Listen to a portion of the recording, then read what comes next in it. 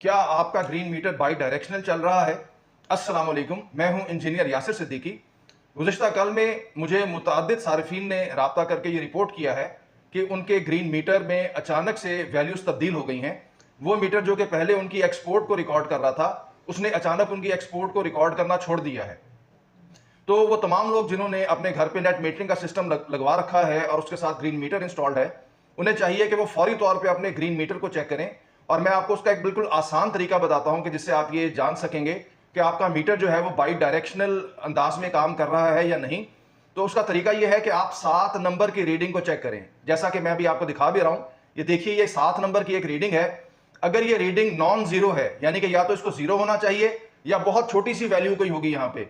और उसके आगे यूनिट्स देखिए, अगर यहाँ पे यूनिट्स जो हैं वो किलोवाट आवर की बजाय KVARH लिखा हुआ है, किलो वोल्ट एम्पियर रिएक्टिव, तो इसका मतलब यह है कि आपका मीटर जो है वो बाई डायरेक्शनल नहीं चल रहा, वो यूनि डायरेक्शनल चल रहा है, वो आपकी एक्सपोर्ट को रिकॉर्ड नहीं कर रहा। और अगर ऐसा कुछ हो चुका है तो फौरी तौर पे अपने सब डिवीजन में रिपोर्ट करें।